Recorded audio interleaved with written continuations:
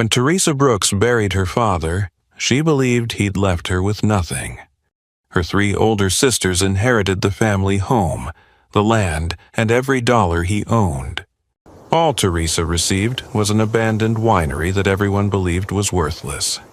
But while cleaning the old cellar, she discovered a hidden safe her father had kept secret for more than 35 years. What she found inside wasn't what anyone expected. It didn't just change her life. It revealed the kind of father she never truly understood until he was gone. Stay with me, because this isn't just a story about an inheritance. It's a story about love, sacrifice, and the greatest legacy a parent can leave behind. The rain had stopped just before sunset as Teresa Brooks sat quietly inside her aging sedan, staring at the abandoned winery that stood alone at the end of the valley. Most people saw nothing but a crumbling building. Teresa saw the last gift her father had left behind. 3 days earlier, she had stood beside his hospital bed, holding his trembling hand as he whispered his final words. "Promise me something." She nodded through tears. "When I'm gone, don't fight your sisters, but they'll take everything."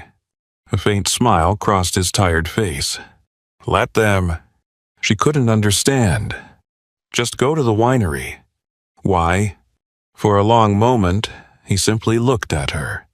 Then he whispered, "Because what I left you isn't what anyone believes it is."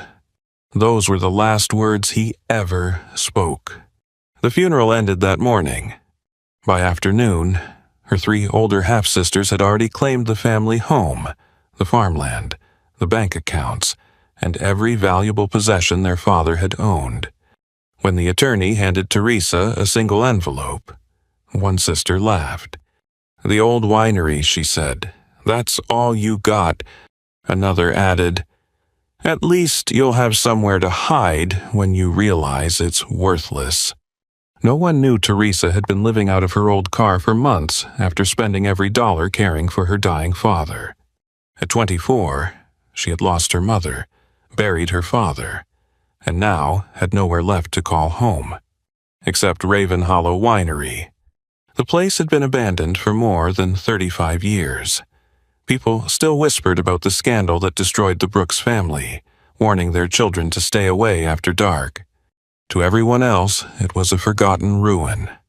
But her father had protected it until his final breath.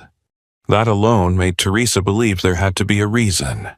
She stepped through the rusted iron gate and followed the overgrown path toward the old stone building. Wild vines covered the broken walls, yet the winery still stood with quiet dignity, refusing to surrender to time. As she reached the entrance, something caught her eye. Hidden beneath years of moss, carved into the stone above the heavy wooden doors, were 5 simple words. "Some treasures are meant to wait." A chill ran through her.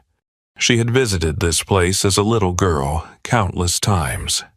Why had she never seen those words before? Taking a slow breath, Teresa wrapped her fingers around the cold iron handle. She believed she was opening the door to an abandoned winery. She had no idea. She was about to step into the greatest secret her father had protected for more than 30 years.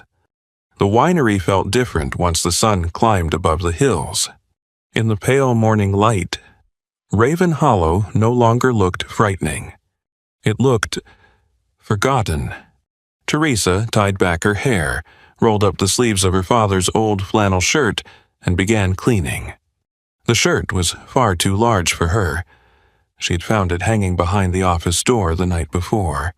As she slipped it on, a faint scent of cedar, oak barrels, and old coffee still lingered in the fabric. For just a moment, it felt as though her father was standing beside her again. Always start with one corner. He used to tell her whenever they cleaned the garage together. A big job only becomes impossible when you keep looking at the whole thing. She smiled through tired eyes. "Okay, Dad," she whispered, "one corner." Hour after hour, she swept away decades of dust. She carried broken chairs outside.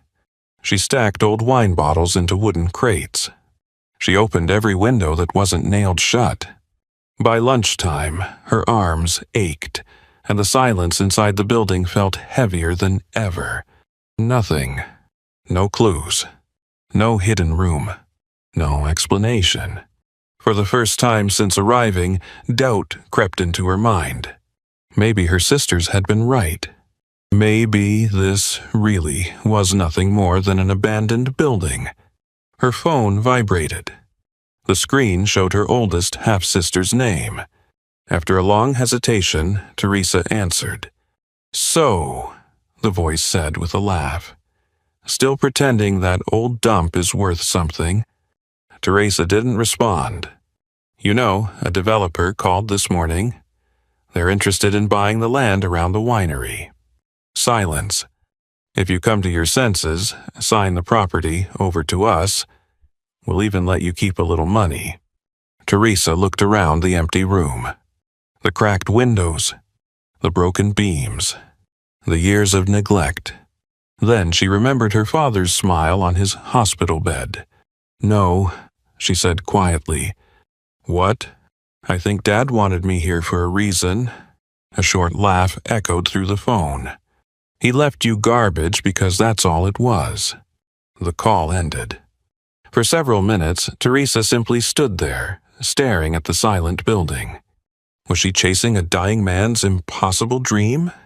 Or had everyone else misunderstood him? By late afternoon, exhaustion won.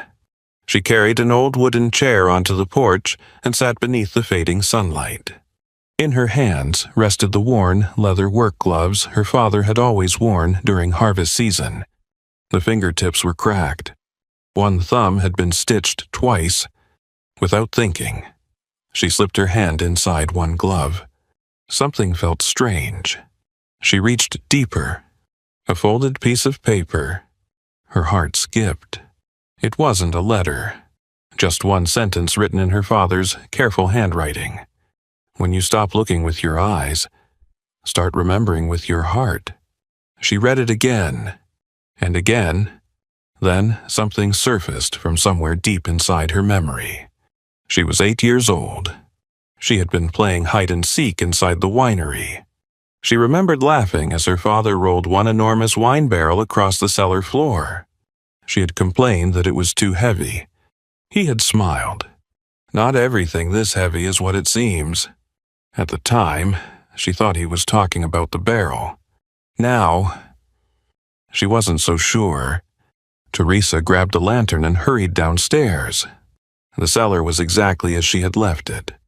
Rows of old barrels stood in perfect silence. She counted them. 1, 2, 3, 4. Then she looked toward the faded photograph hanging on the stone wall. 5 barrels. The picture clearly showed 5. She walked back. Counted again. Still 4. Someone hadn't removed a barrel. Someone had hidden one. For the next hour, she searched every corner of the cellar. Nothing. She tapped the stone walls. Solid. She examined every shelf. Empty. She even measured the distance between the barrels and the wall. Still nothing. Frustrated, Teresa sat down on the cold floor. Tears slowly filled her eyes. "I'm trying, Dad," she whispered into the silence.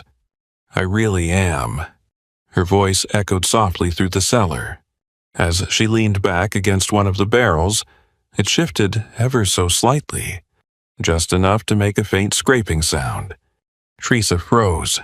She stood and pushed again. The barrel resisted.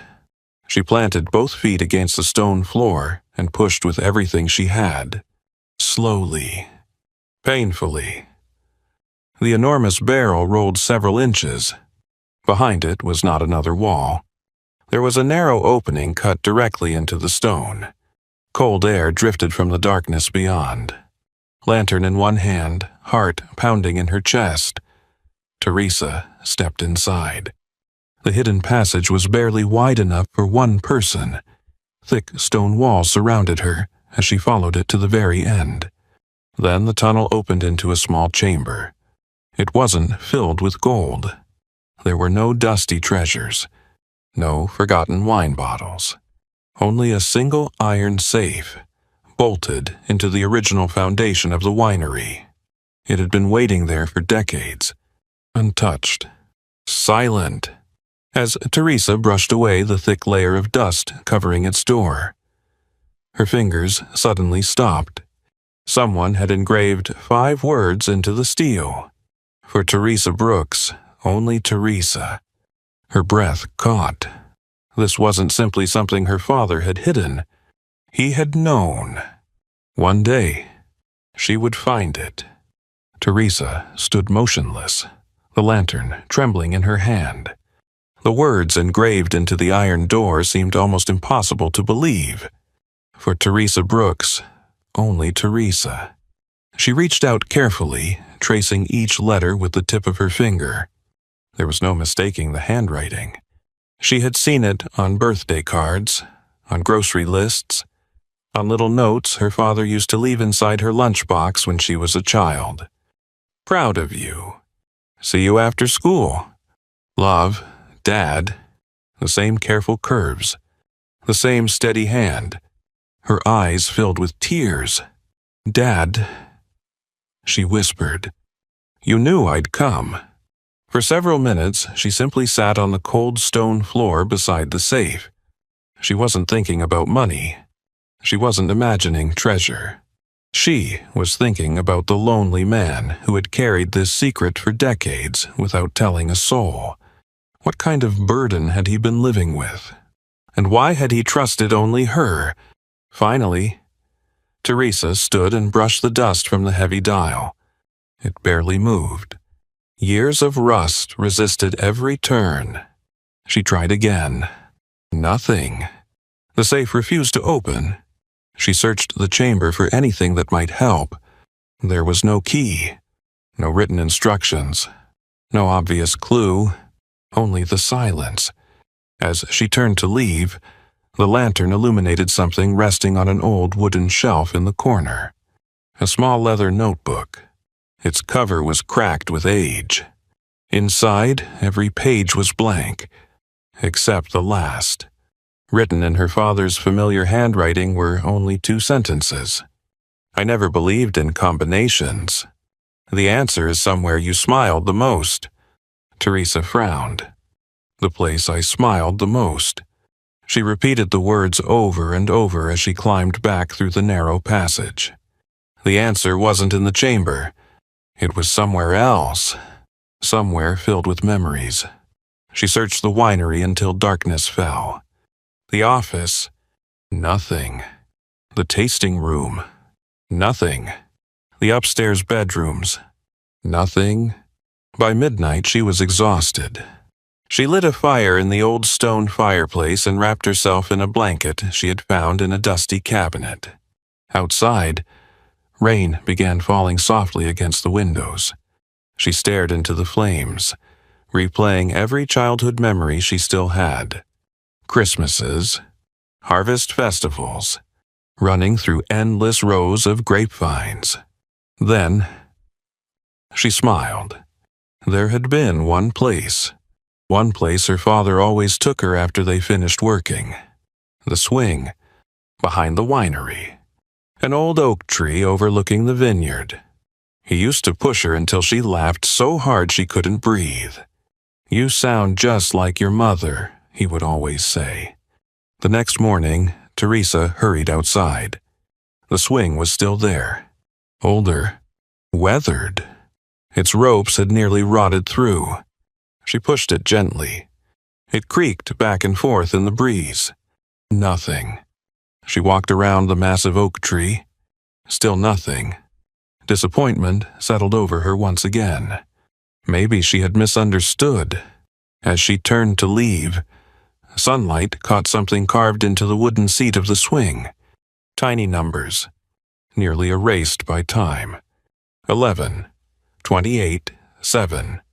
Teresa froze. Not words, numbers. She immediately thought of the safe. Could they be? No, there were only 3. She looked closer. Beneath them, almost invisible, was another carving, a tiny arrow pointing downward. Confused, she knelt beneath the swing. Buried beneath years of leaves rested a small metal box. Inside, she found another number, 19, and beneath it, one final folded note. Good. You're remembering. Teresa laughed through her tears. It felt as though her father was still guiding her one step at a time. Back inside the hidden chamber, she carefully turned the dial. 11, 28, 7, 19. Click. Nothing happened.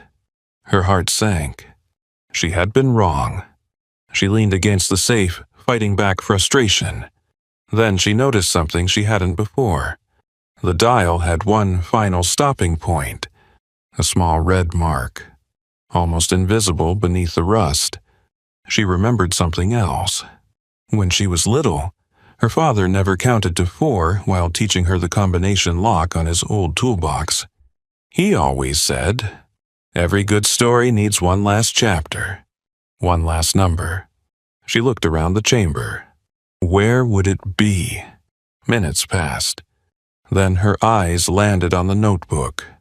The pages were blank, except the inside back cover felt thicker.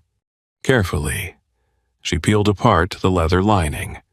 Hidden inside was a tiny photograph. It showed a much younger version of her father holding a newborn Teresa in his arms. On the back, written in faded ink, were the words, "That the day my real life began."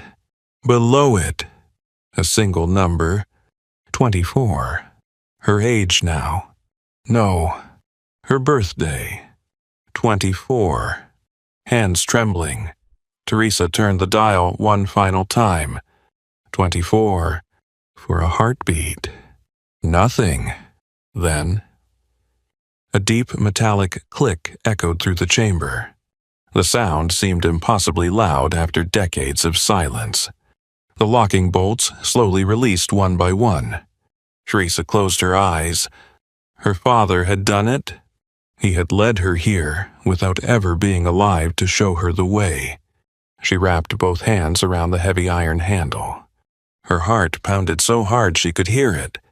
Slowly, she pulled. The massive door groaned open.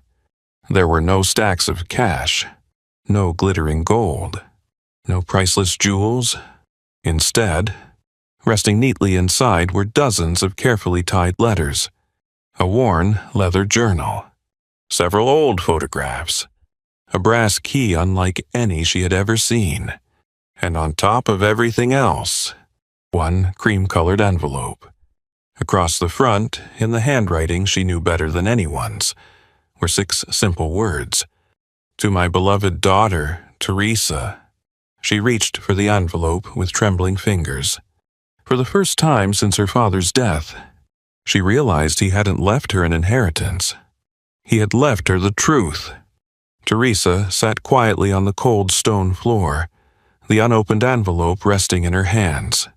For a long time, she couldn't bring herself to break the seal.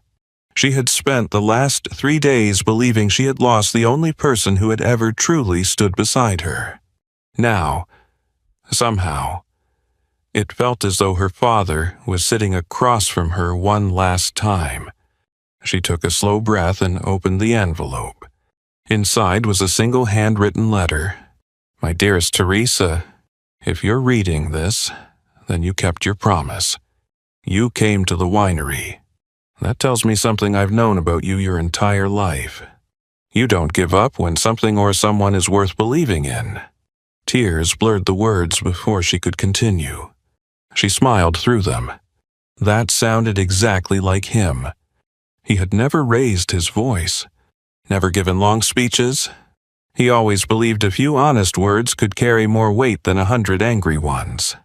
She wiped her eyes and continued reading. "By now, your sisters have probably taken everything they believed mattered. Don't blame them. People can only recognize the value of what they understand. They saw houses. They saw land. They saw money. I saw something different. I saw you." Teresa lowered the letter. No one had ever spoken about her that way. Certainly not her sisters. Growing up, she had always been the quiet one. The one who stayed behind to help wash dishes. The one who sat beside her father during doctor's appointments. The one who remembered birthdays no one else celebrated. She had never imagined that her father had noticed all those little things. She kept reading. "Do you remember the summer you were 12? The irrigation pump failed the day before harvest. Everyone else went home. You stayed beside me until almost midnight carrying buckets of water. When I thanked you, you smiled and said, 'Families don't leave each other when things get hard.' You probably forgot saying those words. I never did." A tear slipped onto the paper. Teresa remembered that day. She had been exhausted. Her hands had blistered. She hadn't stayed because she expected praise. She stayed because her father looked tired. That was all. That was the day I made my decision. If Raven Hollow ever had another chance, it would belong to you. She frowned. Another chance. She reached deeper into the safe and removed the leather journal. The first page held only a date. September 18th, 1989. Beneath it, her father's handwriting filled every line. "Today, I signed away my reputation to save my family." Teresa stared. She read the sentence again. Signed away. His reputation. Her heart quickened. She turned the page. The journal wasn't about wine. It wasn't about business. It was about sacrifice. Her father described a meeting with his business partner more than 3 decades earlier. A man named Victor Langley. The two had built Raven Hollow together from almost nothing. They had shared every harvest, every success, every setback, until one autumn changed everything.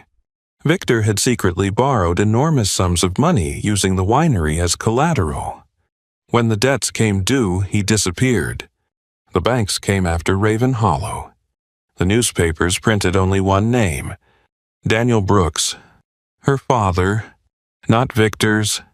Teresa frowned. "Why didn't you tell anyone?" she whispered, almost as though he had heard her question years earlier. The next page answered it. Because exposing Victor would have destroyed 4 families instead of 1. His children were still little. His wife was dying. Someone had to carry the blame. So I did. Teresa stopped breathing for a moment. The whole town had believed her father was dishonest.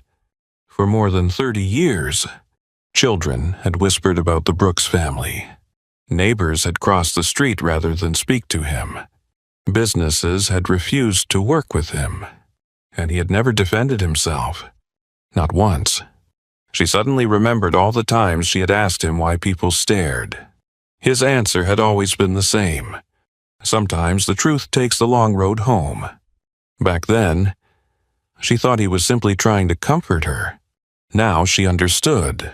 The truth hadn't been lost. It had been waiting. She continued reading. Another folded document slipped from between the pages.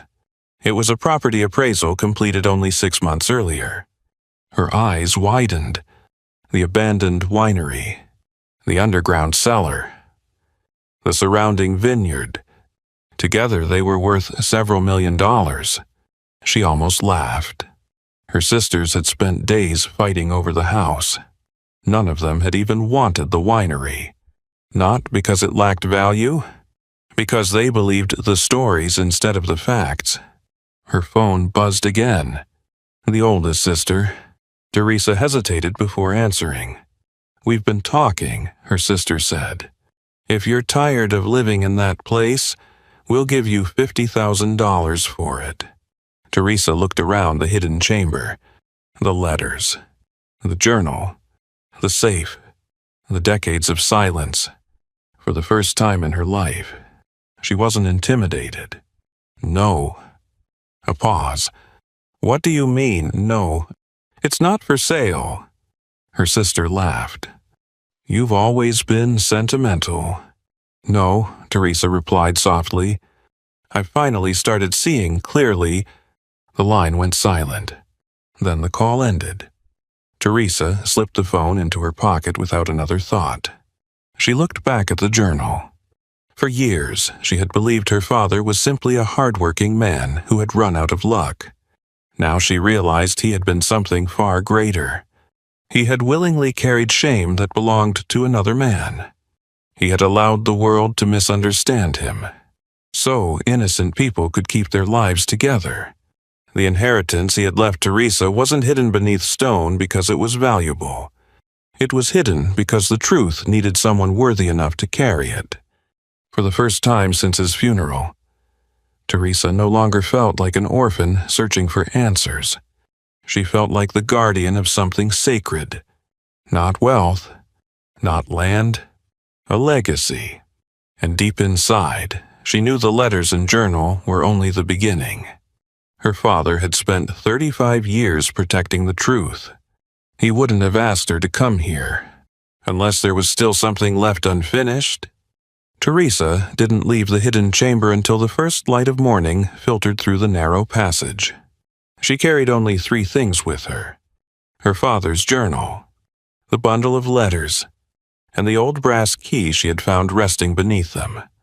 The key fascinated her more than anything else. It was heavy, beautifully crafted, and unlike any modern key she had ever seen, around its handle, tiny grapevines had been engraved by hand, and on the stem was a single word: reserve.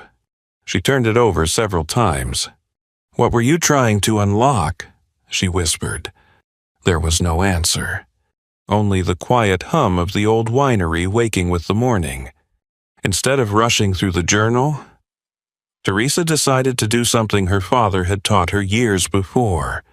"Never skip to the ending," he used to say whenever they watched old movies together. The little details are usually the ones that matter most. So she began reading slowly, page by page. Some entries talked about harvest seasons. Others described repairing broken barrels or experimenting with new blends. But every few pages, her father would leave short notes to himself, almost like reminders. "Check the west cellar. Don't forget the reserve room. Keep the old records dry." One phrase appeared again and again. The reserve must survive. Teresa frowned. Reserve. The brass key. The journal. The same word. It couldn't be a coincidence. By midday, she returned to the cellar. This time, she wasn't looking for another secret room. She was looking for clues. She examined every wall, every shelf, every old barrel. Hours passed. Nothing. Just as frustration began creeping back, she noticed something unusual near the oldest wine racks.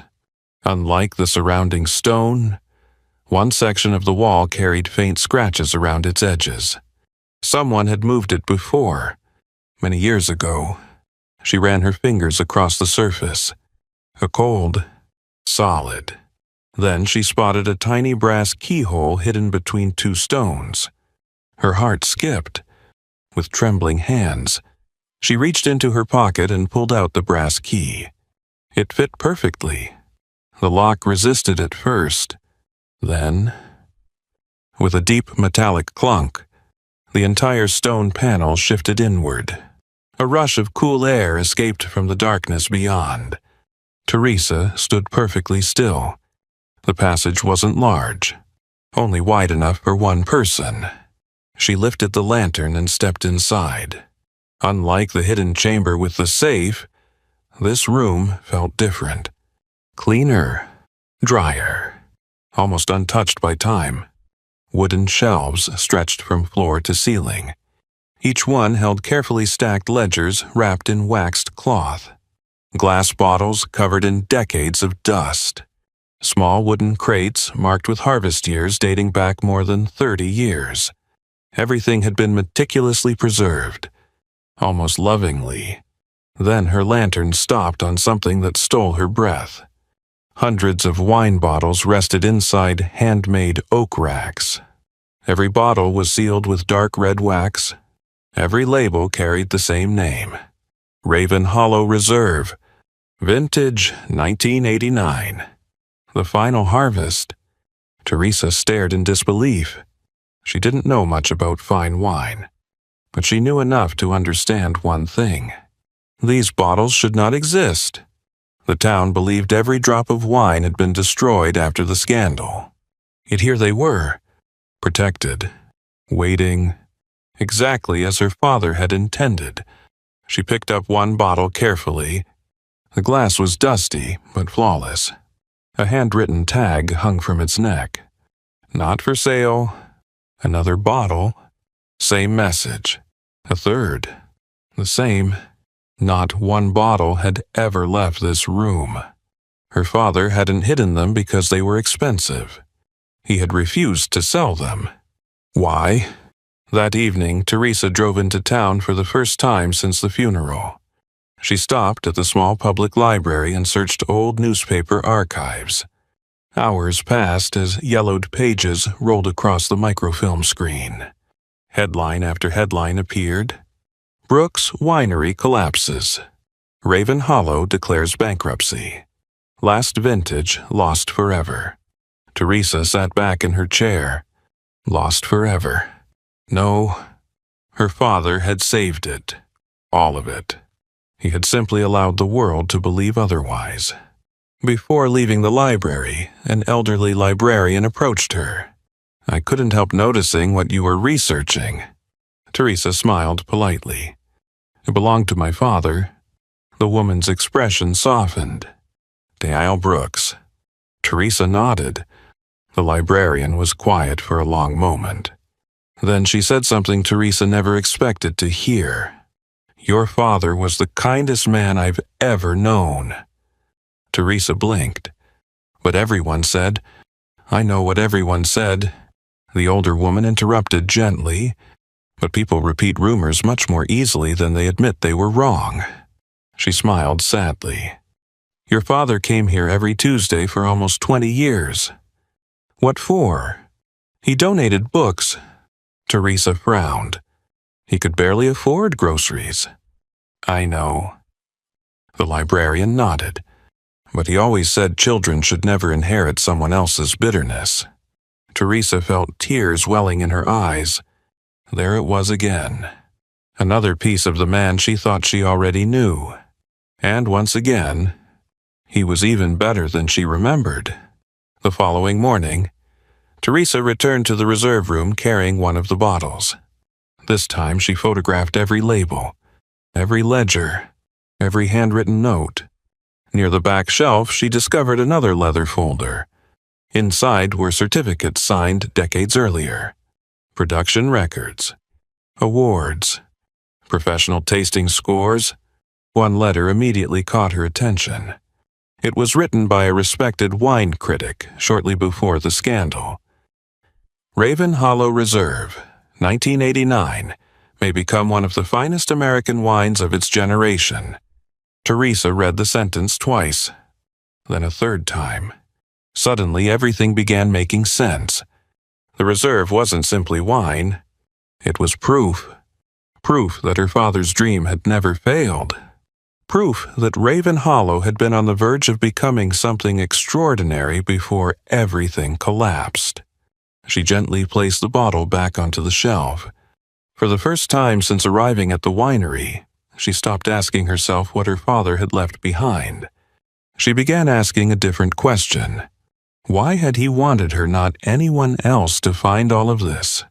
As she looked around the silent reserve room, another realization quietly settled into her heart. Perhaps the greatest opportunity her father had given her wasn't hidden inside the bottles. It was the chance to finish the story he had never been allowed to tell. The days that followed settled into a quiet rhythm. Every morning, Teresa unlocked the heavy front doors of Raven Hollow just as the sun climbed over the hills. Dust still covered the floors. Broken windows still let the cold breeze drift inside, and the vineyard remained tangled with years of neglect. Yet somehow, the place no longer felt abandoned. It felt patient, as though it had been waiting all this time for someone willing to believe it still had a future. Teresa worked until her hands blistered. She repaired broken shelves, swept decades of dirt from the tasting room, carefully cataloged every bottle inside the hidden reserve cellar. Each evening, she sat beside the fireplace reading another chapter of her father's journal. With every page, the man she thought she had known became someone even greater. He hadn't been preserving a winery. He had been preserving hope. One chilly morning, an old pickup truck rolled slowly through the rusted front gate. An elderly man stepped out, leaning heavily on a wooden cane. His silver hair disappeared beneath a faded baseball cap, and his weathered face carried the quiet expression of someone who had spent a lifetime working the land. He didn't introduce himself immediately. Instead, he stood looking at the winery for a very long time. "I never thought I'd see smoke coming from that chimney again," he said softly. Teresa smiled. "I'm trying." The old man nodded. "I know." After a long silence, he finally extended his hand. Walter Jenkins. Teresa immediately recognized the name. Walter appeared throughout her father's journals. Not as an employee, not as a neighbor, but as a friend. The kind of friend who stays after everyone else leaves. Walter looked around the property before speaking again. "Your father asked me to promise him something." Teresa frowned. "He said if you ever came back here, and only if you opened the safe, I was to give you this." From inside his coat, Walter removed a small pocket watch. Its silver case was badly scratched with age. Teresa carefully opened it. Inside wasn't a photograph. It was another folded note. Only one sentence. "When you're ready to stop rebuilding the winery, start rebuilding my name." Teresa looked up. "What does that mean?" Walter didn't answer right away. Instead, he walked toward the old vineyard and rested one hand on a weathered fence post. "Your father never wanted people to remember him as a winemaker." He paused. "He wanted them to remember the truth." Teresa's heartbeat quickened. "You knew what happened." Walter lowered his eyes. "I knew part of it." "Then why didn't you tell anyone?" The old man's voice became almost a whisper. "Because Daniel made me promise. For 35 years. Walter nodded slowly. "I've carried that promise longer than you've been alive." The words settled heavily between them. Teresa realized something that had never crossed her mind before. Her father hadn't protected this secret alone. Others had been protecting it too. Not because they feared the truth, because they had loved the man who carried it. That afternoon, Walter led Teresa into the oldest section of the vineyard. Most of the vines were dead. A few still clung stubbornly to life. Walter stopped beside a weathered stone marker nearly hidden beneath weeds. "Dig here." Teresa looked confused. "Why?" "Because your father told me one day you'd ask that question." Without another word, Walter handed her a shovel. An hour passed. Then another. Just as Teresa began believing there was nothing beneath the soil, the shovel struck wood. Together, they uncovered a narrow cedar box sealed with wax. It had remained untouched beneath the earth for decades. Inside lay dozens of newspaper clippings, court documents, business contracts, bank records, every page carefully organized. Walter looked at them but never touched them. "I've never opened it." "You never wondered what was inside?" "Of course I did." "Then why?" Walter smiled sadly. "Because it wasn't mine." Teresa slowly unfolded the first document. Her breathing stopped.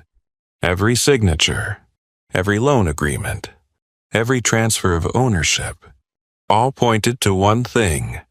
Victor Langley had enacted a loan. He had worked with 2 influential businessmen from the county. Men whose names still appeared on buildings, charities, and scholarships throughout the town. The scandal had never been one man's betrayal. It had been carefully planned. Her father had protected far more than one family. He had protected an entire community from tearing itself apart. Walter watched Teresa's expression change. "I told you. I only knew part of the story. This." He looked toward the cedar box. "This is the part Daniel never trusted himself to reveal." Before Teresa could speak, the sound of tires echoed across the gravel driveway. A black SUV stopped outside the winery. Her 3 half-sisters stepped out together. This time, there were no smiles, no jokes, only determination. The oldest walked toward Teresa carrying a folder. "We know what's hidden here." Teresa remained silent. "You've been meeting with historians. You've been photographing records. And someone at the county office told us the winery has been reappraised." She held out the folder. "Sign these papers." Teresa didn't move. "We're offering you a generous settlement." Walter quietly stepped beside her. For the first time in her life, Teresa didn't feel like the youngest sister. She didn't feel powerless. She simply looked at the women standing before her and said calmly, "Dad didn't leave me this winery because it was valuable. He left it to me because someone had to finish what he started." Her sisters stared without speaking. Then they turned and left. Walter watched the SUV disappear down the road. They won't give up. Teresa looked down at the cedar box, then at the pocket watch still resting in her hand. "No." She closed the watch with a quiet click. "And neither will I." For weeks, Teresa had believed her mission was to restore an abandoned winery. Now she finally understood. The winery had only been the doorway. Her real inheritance was far greater. She wasn't rebuilding a business. She was preparing to restore her father's honor. And somewhere beyond the hills of Raven Hollow, there were still people who knew the rest of the story. Several months later, the first signs of spring began to appear across the hills surrounding Raven Hollow. Tiny green shoots pushed through the soil where people had sworn nothing would ever grow again. Teresa noticed them one quiet morning while carrying a basket of pruning tools into the vineyard. She smiled. Her father had been right. Life had a remarkable way of returning to places everyone else had given up on. Perhaps people weren't so different. The restoration of the winery had become something much larger than Teresa ever imagined. It was no longer just her project. Neighbors who had once driven past without slowing down now stopped to lend a hand. Retired craftsmen repaired the old tasting room. Local teenagers volunteered on weekends. Curious about the stories hidden inside the stone walls, even people who had believed the rumors about Daniel Brooks for decades quietly arrived carrying homemade pies, old photographs, or memories they had never shared before. It seemed as though the truth had been waiting patiently for someone brave enough to ask for it. One afternoon, Walter arrived carrying a cardboard box. "I think these belong to you now," he said. Inside were dozens of faded photographs taken during the winery's busiest years. Harvest festivals, family dinners, workers laughing together beneath strings of lanterns. Then Teresa found one photograph that stopped her cold. Her father stood beside Victor Langley. Both men were smiling. Both looked impossibly young. On the back, someone had written, "The day we dreamed about building something that would outlive us." Teresa stared at the picture for a long time. She no longer felt anger toward Victor, only sadness. One terrible decision had destroyed decades of friendship, and one good man had carried the consequences ever since. Not long afterward, the County Historical Society contacted Teresa after hearing about the documents discovered beneath the vineyard. They carefully examined every contract, every bank record, every letter preserved by her father. Weeks later, they reached a conclusion. The evidence was undeniable. Daniel Brooks had never stolen from Raven Hollow. He had protected it. The official statement appeared in the local newspaper on a quiet Sunday morning. Newly discovered records. Clear. Daniel Brooks, after 35 years. Teresa bought 3 copies. One for herself, one for Walter, and one to place beside her father's photograph inside the winery. She wished he could have seen it. Then she realized, perhaps he always knew this day would come. The following month, Raven Hollow opened its doors for the first time in more than 3 decades. Not as a luxury winery, not as a tourist attraction, but as a place where people could remember. The tasting room displayed photographs of every family who had worked the land. The old journals rested safely inside glass cases. Visitors wandered quietly through the reserve cellar, reading the handwritten notes Daniel Brooks had left behind. Near the entrance stood the old iron safe, empty now. Its greatest treasure had never been the papers it contained. It had been the love that had protected them.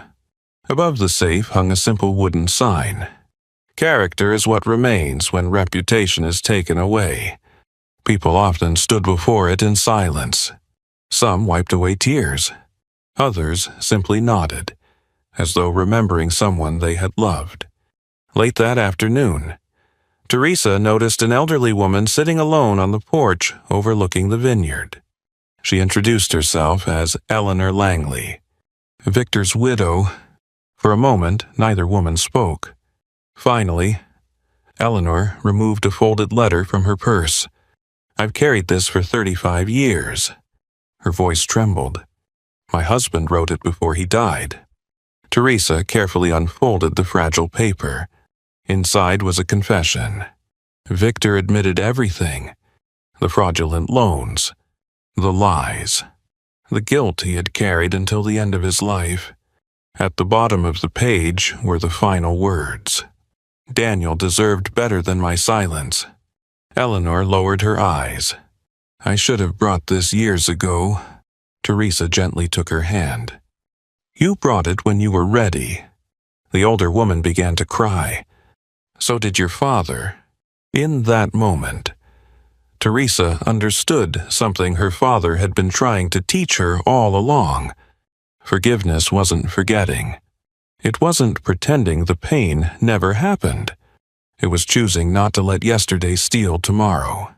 As evening settled over Raven Hollow, visitors slowly made their way home.